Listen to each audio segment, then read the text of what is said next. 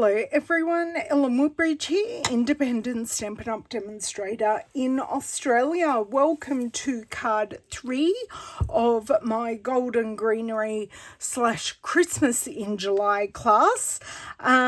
Today, or for this card, we are using the greetings of the season, and this is going to be the star of our card using It's the Most Wonderful Time of the Year. I'm also going to be doing some additional stamping with these two stamps that we used back in card number 1. Okay, what else are we using?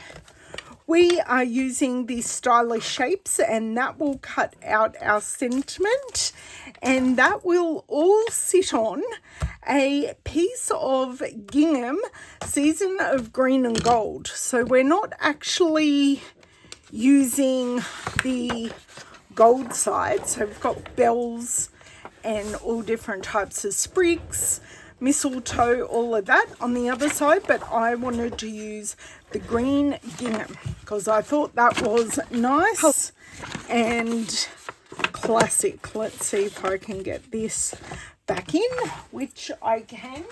And I'm also, just let me bring a couple of these things back in, also using the very vanilla 3/4 inch satin ribbon.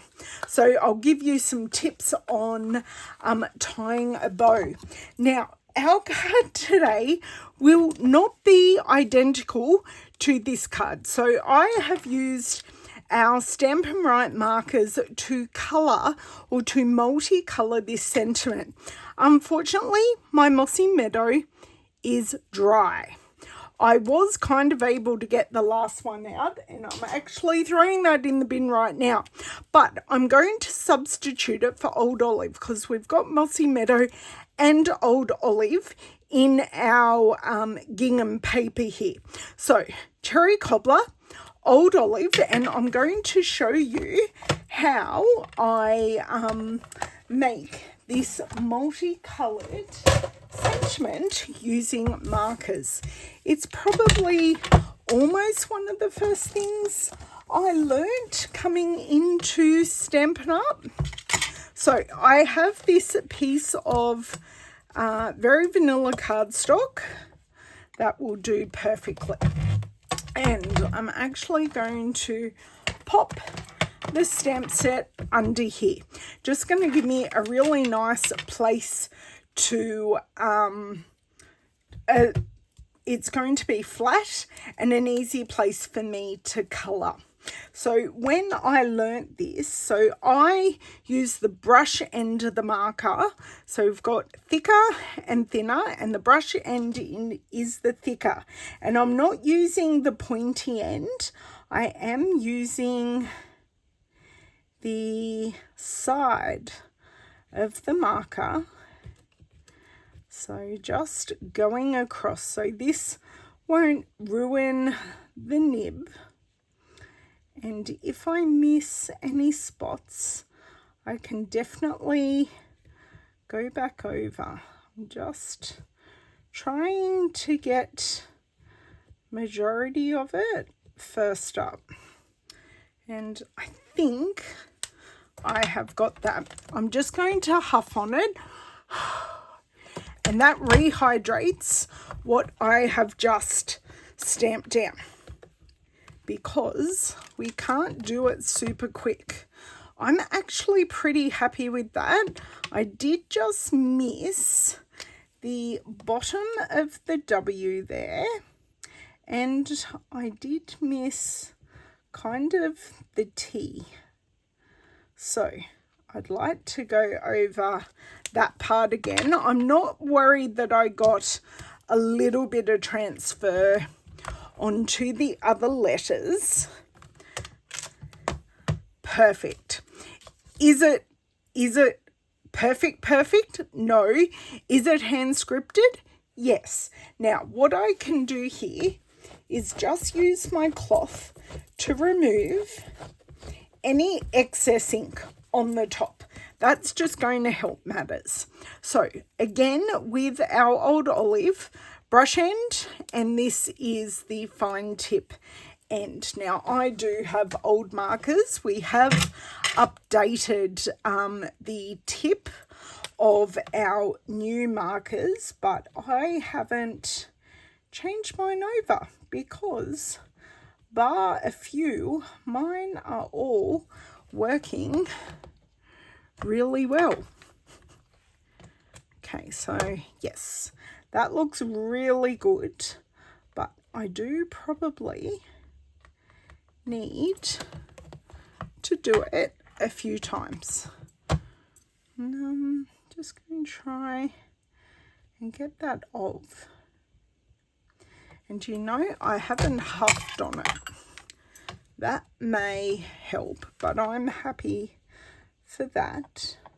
I think what I want to do for the is spin it round, because I think it's going to help me not get any ink on the most.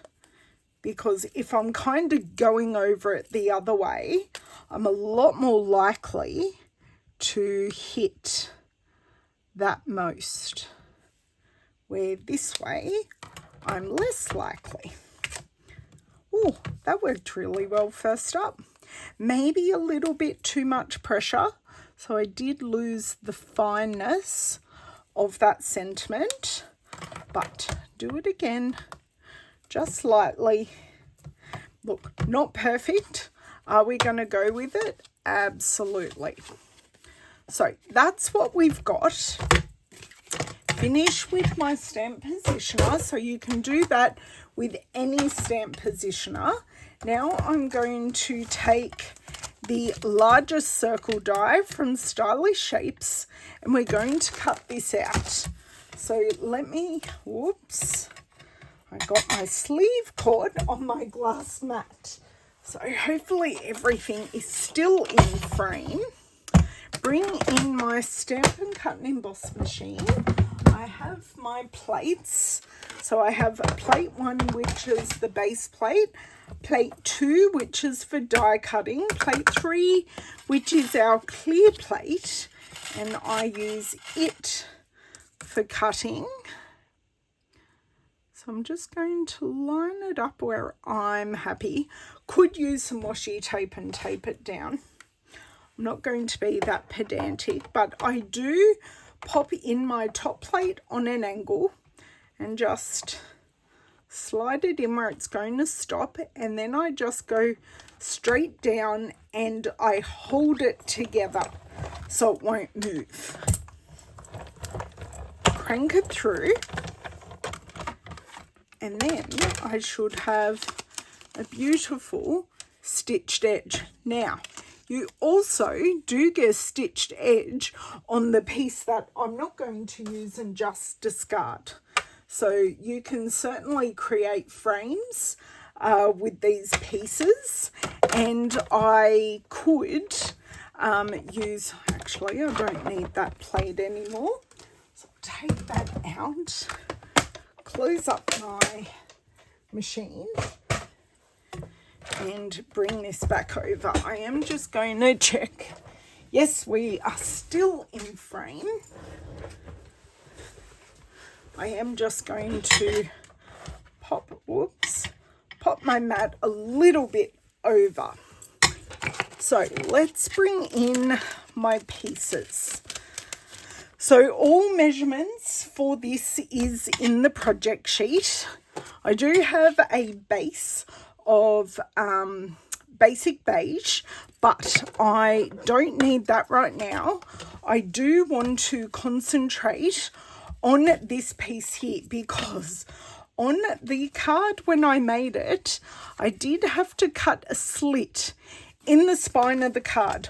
So everyone is going to learn from my mistakes. And we are not going to stick this down without tying the ribbon around. Whoop, that glue kind of went where I don't want it. So if that happens, I just wipe the glue onto the back of my hand, because the back of my hand is actually not going to hit anywhere where I'm going to be crafting. So it's actually really out of the way. Okay, that is not too shabby if I do say so myself. Just a little bit of a wiggle here, and I am going to use some pressure because I do kind of want to get on with doing this knot straight away. I'm just going to rub this finger and try and get any excess glue off there, which I have done. And now I'm going to take this very vanilla satin ribbon, and I'm going to need a fair bit more than that. You know, I was just looking to get it, to actually get it flat. So I go left over right and down. Okay, whoop, and down. Let me grab that. Then my top piece, I give it a half turn and I secure it. So this knot is nice and flat. Now I do have a bit of a bend here because I will lose some tension. So I make sure this piece is nice and flat. I do just swap my fingers there and I bring this piece through. But as you can see, I'm keeping everything nice and flat. I'm not twisting anything because that can cause a lot of bulk. So once it, oh, I had it and I lost it. Okay, so once again I have this. Now what I'm going to do, I'm going to hold this piece taut and I'm just going to pull with my left hand. Now I may have got my left and my rights mixed up there, but you could see what I was doing. So this is where I give it a bit of a zhuzh and make sure it is looking nice. Now this one actually wants to go that way, and that is fine. There we go. So I'm happy with that. I do have my ribbon scissors somewhere. So I just want to give this a preliminary cut. Right. Pretty happy with that. I think this side is actually going to need a glue dot. Glue dots help in so many situations. If you were my paper snips, you will be hiding over there.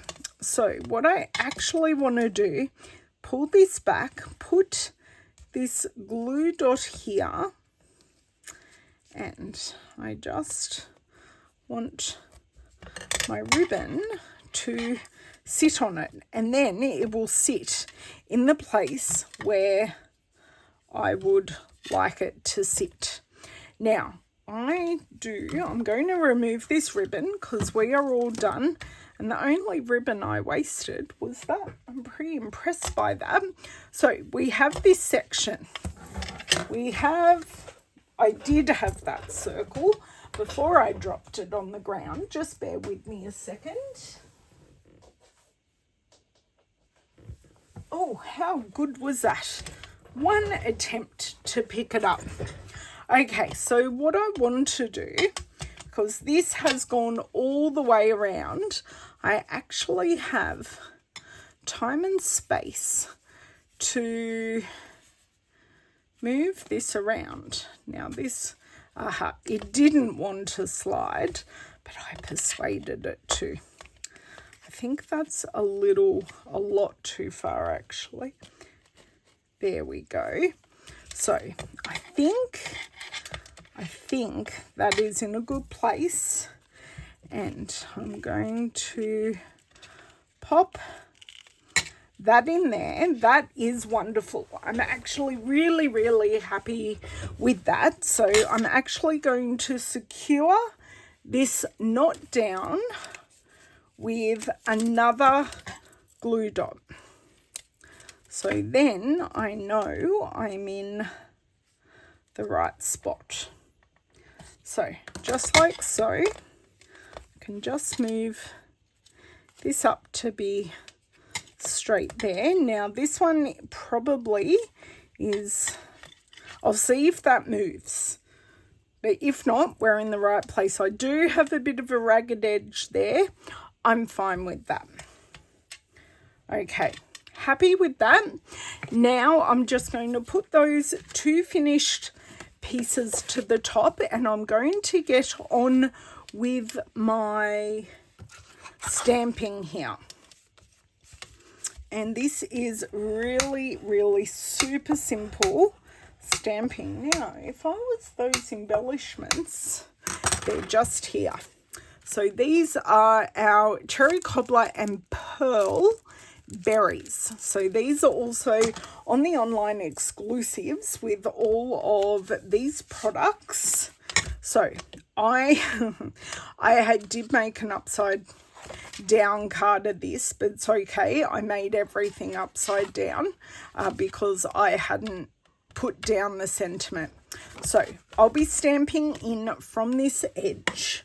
I do have my stamps still mounted from earlier. So I'm going to start with my Mossy Meadow. And I'm just going to bring it in from the top corner. I will just grab very quickly a scrap piece of paper here. So this is Mossy Meadow in from the top. Okay, oh, that isn't very dark. I wonder how good I can be if I stamp that again. That actually isn't too bad. I think I might need to give this a bit of a re-ink. So I'm going to leave this out and re-ink before I'm finished in here. Well, then I'll look at it. I might even pop a post-it note on it and say, re-ink me. Do you have a system for re-inking? I don't, but I do actually like the post-it note. Okay, Old Olive now, and we are going to line up as best as we can. Sorry if you got my hair and head there. So line those up. So that is done. I am now going to pop this piece on, and then we will just finish with our embellishments. Okay, close that over. I close my Mossy Meadow, so we're not going to transfer any ink anywhere. Right, piece of paper out of the way. Bring in our gingham and ribbon piece.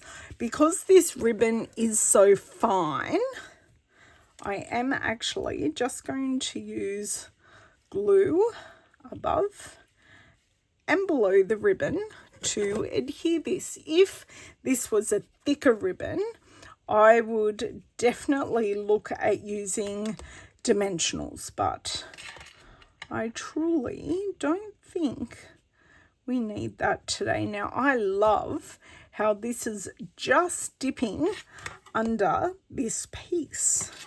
Just gives you some really nice connections. So I'm just going to use my finger, go above and below, pop some dimensionals on this one, and then we're almost there. So have you enjoyed, because this is my last exclusive card. I will show you my panel card in the video, and if you want to see the mix of papers that I used the green and gold paper, the mercury paper, and some cardstock to create the panel cards. So, but in my original, I did use some different papers, but you can use whatever tickles your fancy and whatever in your stash may be Christmassy, because it's a great way to use up all those scraps. So now we're just going to bring this in here. Oh, maybe I do want it a bit further over. Something a little bit different. There we go. That works really well. Now, I kind of do like that is going down, just something a bit different. Okay, just move these ink pads out of the way. Bring in our berries. So these 3 berries are actually all one piece. So when I take this off, it is all in one piece. So I'm going to put this right there. Even though it's mistletoe, I'm still going to give it red berries. I'm going to pop a berry here and a berry there. And that is our 3 clusters. It does bring in the cherry cobbler from the sentiment. That's okay. It does bring in the cherry cobbler from the sentiment, and that is the card. So a little bit of ribbon, bit of embellishing, a bit of stamping, and we have a very simple, with the gingham, it is actually quite simple, but a lovely card that you could actually give to anyone. All the things that I used, all the supplies and the dimensions will be in the project sheet. If you have any questions, please don't hesitate to ask. If you haven't watched my other videos, please go back and watch them. There will be a couple of extra videos using these products that I will have linked in the class playlist. So I have used the Golden Greenery stamp set, as well as the Greetings of the Season stamp set. I did multicolour the sentiment using Cherry Cobbler and Old Olive Stampin' Write markers. You can't do this using Stampin' Blends because the alcohol dries, so you must use the Stampin' Write markers, which has exactly the same ink as our ink pads. I cut the sentiment using the Stylish Shapes dies, and the 2 colours I've used here are straight out of the Designer Series paper. I have Old Olive and Mossy Meadow. So once again, thank you so much, and I look forward to seeing you next time. Bye.